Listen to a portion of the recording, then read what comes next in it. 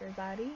I'm coming with the Bible verse of the day, and I will go ahead and press this to spin the Bible and see what it comes up with. I gotta learn to talk. I have an Invisalign, so if you hear a little lisp, I'm just learning to talk with this, so I need as much practice as I can.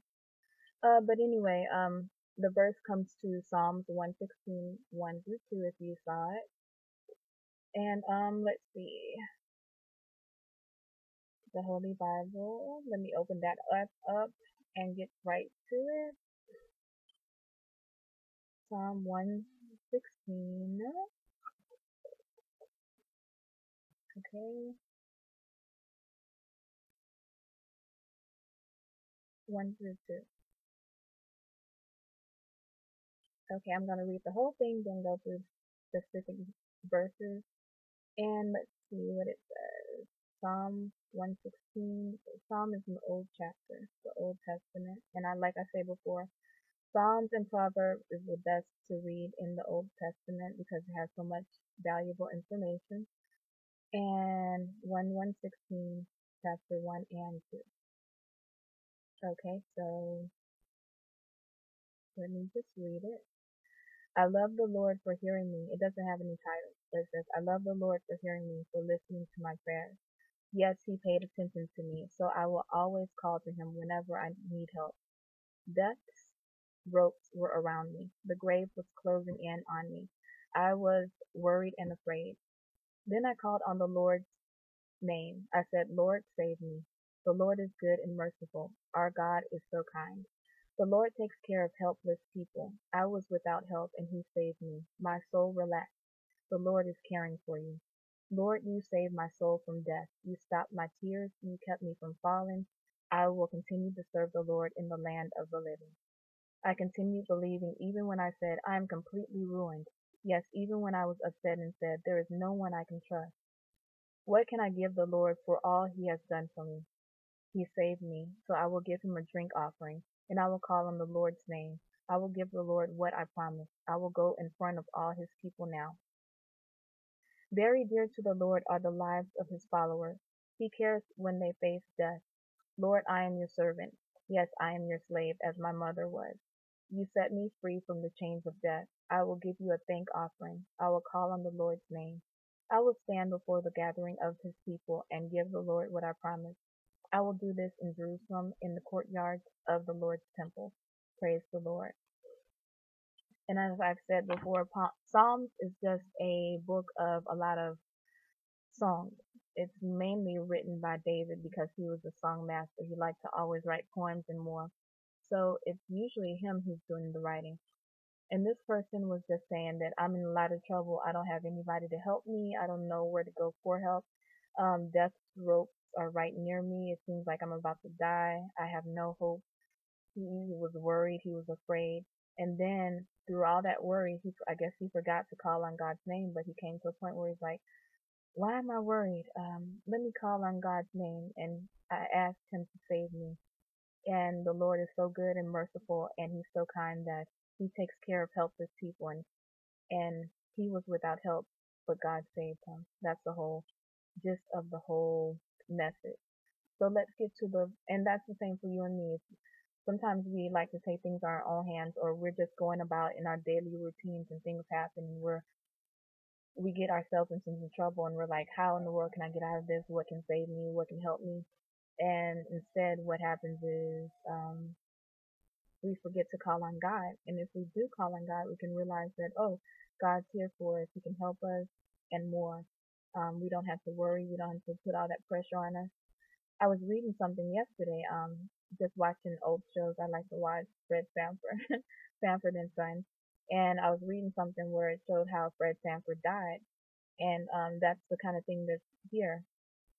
Fred Sanford, he hustled his way to the top, and he's a superstar, but he got in financial trouble or whatever, where he just had IRS on his back and all this other stuff, and in the end, he pretty much was doing his own, junkyard sale or whatever. He was selling all his stuff just to make ends meet because his money wasn't handled to the best of what it could have been.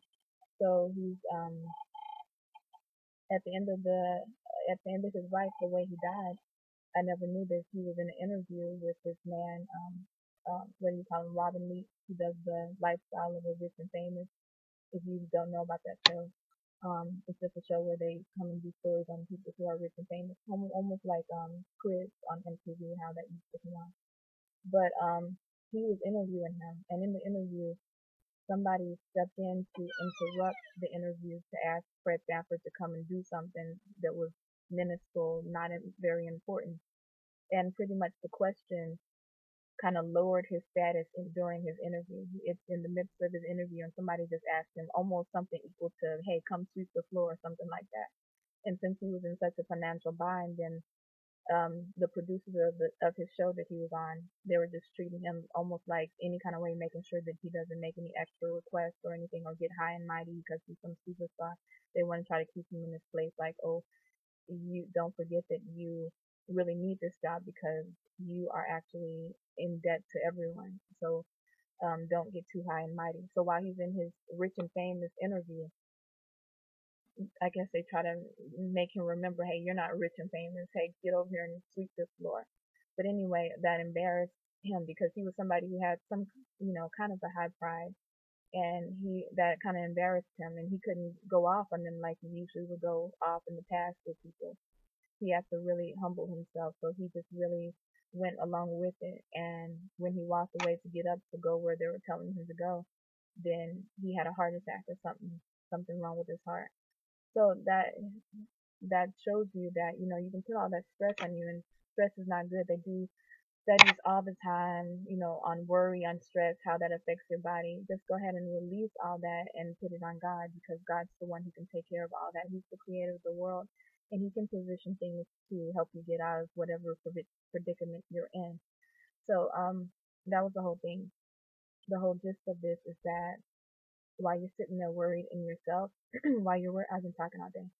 So that's even worse. I got this Invisalign, and also I've been talking all day. So hopefully this comes out clear. But the whole point of this is to say that you don't have to go through things alone. You don't have to put all that stress on your own self. You can put all that on God. That's what He's there for, and He takes care of the helpless people. That's what it says in this verse. So instead of worrying about all your problems, put it on God. He takes care of you. And I'll go to the specific verse, which was number 1 and 2. It says, "I love the Lord for hearing me, for listening to my prayers. Yes, He paid attention to me, so I will always call to Him whenever I need help." And that's a good rule to follow for any of us. And it doesn't have to be a rule. It's almost like a blessing to know that if you go through anything, you have God to back you up. You have God hearing your prayers, listening to you. And no matter what you face, you can overcome it because He cares about you, He pays attention to you, and He's always there for when you call to help you. So if 911 is there to get your calls and help you, imagine how great God can rush in and rescue you from whatever you go through. And at the end of the day, you'll look back at it and say, I was worried about all that for what? you know, so that kind of thing. But that is the gist of it. I'm about to get something to eat for lunch because I just had a smoothie today. But everyone have a very blessed day. I'll go ahead. Sometimes I forget to say the prayer at the end, but I thankfully, before I push that button, I remember.